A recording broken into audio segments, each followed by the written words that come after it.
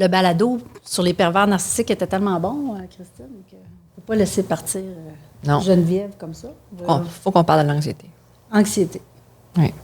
Un melting pot de plein de choses, Marie. Oui. Mais des fois, je me dis, est-ce qu'il y a une solution? Il devrait avoir, j'espère. Parce que c'est pas évident. Les gens souffrent, mais j'ai pas toujours vu des résultats probants.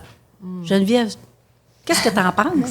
En fait, c'est vrai qu'on entend beaucoup parler d'anxiété. Il y a beaucoup de gens dans la population qui en souffrent. J'entendais encore à la radio cette semaine là, les étudiants qui rentrent à l'université. J'ose pas nommer le pourcentage, je suis pas certaine, là, mais c'était énorme. Et en fait, on entend souvent parler de moyens pour gérer l'anxiété. Hein? On entend parler de techniques de respiration, de relaxation, de cohérence cardiaque, etc. Sauf que ça ne règle pas le problème en soi, qui est qu'il y a trop d'anxiété qui monte sur le système des gens. Et donc, c'est très énergivore aussi là, de devoir gérer constamment des symptômes d'anxiété. C'est ça, on a tendance à vouloir travailler les symptômes, mais toi, tu vas un petit peu plus... En fait, c'est sûr qu'en psychothérapie, on cherche plus à travailler sur les causes qui déclenchent l'anxiété. Puis je tiens à faire quand même une nuance, parce que l'anxiété ou les symptômes anxieux, c'est quelque chose qui est sain, que tout le monde va vivre là, dans un quotidien. Si on doit faire une présentation devant toute la compagnie, c'est normal d'avoir des symptômes anxieux les 20 minutes avant là, ou même pendant la présentation. La différence pour l'anxiété, c'est lorsque ça perdure dans le temps, que ça persiste et que ça devient vraiment plus souffrant pour les personnes. Puis est-ce que, quand on parle de justement stress versus anxiété, comment tu fais la différence? En fait, le stress, ça va être une cause qui est réelle, factuelle. Comme je donnais l'exemple, je donne une conférence dans 10 minutes, c'est normal que j'ai des symptômes anxieux, on va parler davantage de stress. Alors que l'anxiété, ça va être des causes plutôt hypothétiques. Hein? Oh, est-ce qu'il va arriver quelque chose à mon fils qui vient de prendre l'auto?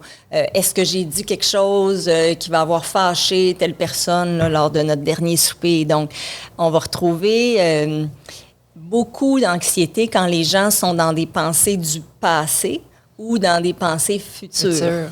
Alors que dans le présent, finalement, il n'y en a pas tant d'anxiété. Y a-t-il une différence entre l'anxiété future et l'anxiété du passé? Ah non, par exemple, je dirais que c'est similaire, en tout cas au niveau des symptômes. Quelles sont les causes de l'anxiété? Les causes sont multiples. C'est ça l'intérêt lorsqu'on veut travailler l'anxiété chez une personne, c'est d'identifier la ou les causes sous-jacentes pour cette personne-là en particulier. Donc, ça peut être quelqu'un qui n'est pas du tout aligné avec sa direction ou ses valeurs. Donc, c'est sûr que si on est continuellement à côté de notre direction, il y a un mal-être, là. Il y a continuellement un tiraillement, de l'anxiété qui va survenir dans ces situations-là. Les gens qui ont moins de confiance en eux également vont évidemment être plus susceptibles là, d'avoir des symptômes anxieux ou d'avoir de l'anxiété. Parfois, ça peut être quand il y a trop de pression sur le système. Ça peut être plus ponctuel aussi que les gens vivent des périodes d'anxiété parce que là, ils se séparent, ils étaient dans les rénovations ou ils viennent d'avoir des jeunes enfants. Donc, il y a énormément de pression et là, le système va déclencher des symptômes anxieux.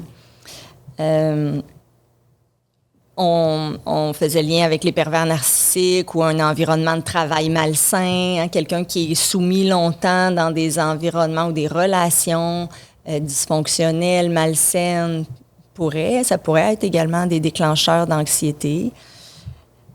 Souvent, ce qu'on retrouve, par exemple, ça peut être relié au passé, soit une reproduction des patterns du passé, c'est-à-dire j'avais un parent anxieux et j'ai capté ça comme petit enfant toute ma vie, et mes chances de le reproduire sont quand même assez élevées, ou des blessures aussi de notre propre vécu, mais où il y a eu tellement d'émotions qui ont pu s'associer ensemble que finalement, c'est surchargeant pour le système et ça déclenche l'anxiété. Parce que l'anxiété, c'est flou, hein? Il y a souvent plein d'émotions là, sous-jacentes à ça. Puis justement, par rapport à la famille, ça, c'est un grand sujet.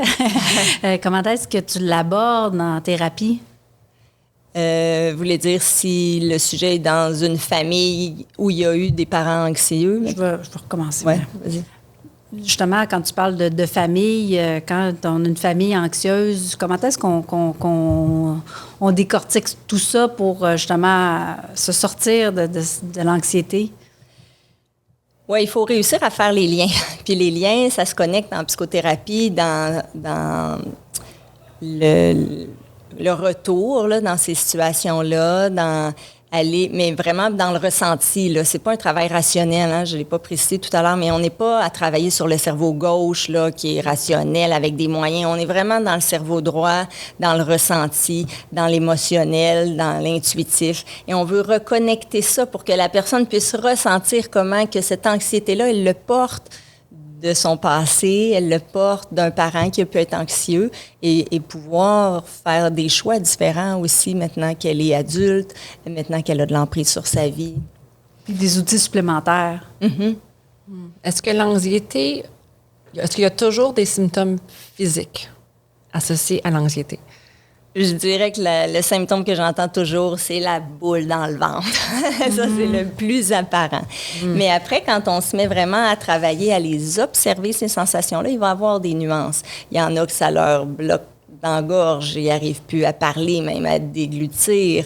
Il y en a que ça va être des palpitations. Tu sais, on va avoir des nuances. Puis même pour une même personne, c'est super intéressant, ça, de pouvoir prendre le temps d'observer et de ressentir dans différentes situations. Parce que ça va nous aider à dénouer. Je disais tout à l'heure que l'anxiété, il y a plein d'émotions sous-jacentes. Et donc, par le symptôme physique, on va pouvoir identifier s'il y a les palpitations cardiaques, mais là, on a peut-être de la peur qui est en dessous de cette anxiété-là. Si c'est dans la gorge, bien là, on a peut-être un sentiment de dévalorisation ou de tristesse qui étouffe la personne. Alors, la sensation physique va venir nous aider aussi à mettre des mots sur les différentes émotions reliées, là. Tu disais que c'est un melting pot aussi, l'anxiété? Oui, c'est ça. Puis une des façons de travailler, c'est justement de défusionner les différentes émotions qui sont sous-jacentes à l'anxiété, plutôt que de laisser ça monter en épingle avec une grosse boule dans le ventre. Mais quand on peut, ici, je me sens plus triste, dans le fond. Ici, j'avais de la peur. Et là, c'est plus facile à accueillir de la peur qu'accueillir un lot d'émotions qui vient tout regrouper, là. Puis une fois que tu as accueilli, c'est quoi la prochaine étape? C'est ça, on travaille le soir, on travaille le source, mais du day-to-day. Qu'est-ce qu'on peut faire? Geneviève? En thérapie ou personnellement, qu'est-ce que la personne... En général, ouais. Je ne vais pas te donner les réponses. Mais c'est difficile seul, là, si la personne désire vraiment travailler son anxiété sans psychothérapie. C'est sûr que ça va prendre quelqu'un qui a beaucoup d'introspection, quelqu'un qui veut aussi consacrer du temps, de l'énergie. La personne pourrait, par exemple, faire des lectures de thérapie d'acceptation et d'engagement, là, qui incluent de la pleine conscience et toutes les thérapies de troisième vague, où l'idée est de pouvoir lentement rentrer en contact avec ces sensations d'anxiété, les observer, les accueillir, leur faire de l'espace, les soutenir également. Et ça va graduellement créer une habituation aux sensations d'anxiété. Et l'habituation vient apaiser le niveau d'anxiété. Donc ça, c'est une démarche quand même que les gens pourraient réussir, je crois, à faire seuls. Et ensuite, évidemment, de continuer des exercices là, de pleine conscience, de ressentir et graduellement faire ces exercices-là en contexte d'une situation qui leur a déclenché de l'anxiété. Si on veut se gâter, si on veut travailler sur soi, investir sur soi, mais une psychothérapie peut aider énormément à...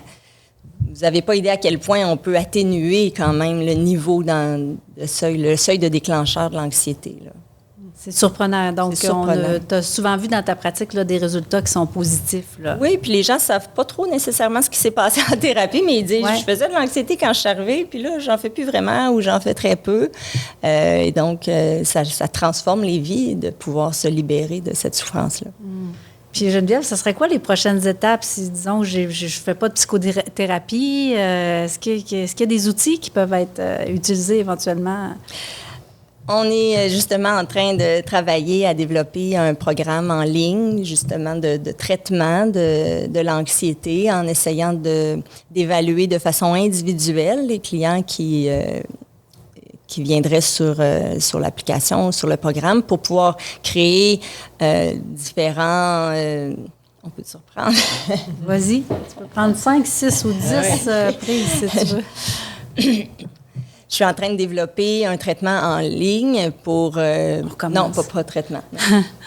Je suis en train de développer un programme en ligne pour que les gens puissent avoir accès à justement des ressources plus adaptées pour travailler les causes, où il y aurait une évaluation individuelle là, des gens qui s'inscrivent au programme et un parcours spécifique à leur situation, selon quelles sont les causes d'anxiété chez eux, quels sont les déclencheurs. Et ce serait donc personnalisé et ça sera disponible sous peu. Excellent. Geneviève, on est éclairé? Est-ce qu'on a de l'espoir? Est-ce qu'on pense qu'on peut... Oui, Marie. Oui, on peut voir des résultats, des changements. Oui. On va arrêter de dire résultats. On peut voir des changements. Assurément. Merci beaucoup, Geneviève. Merci, plaisir. Merci.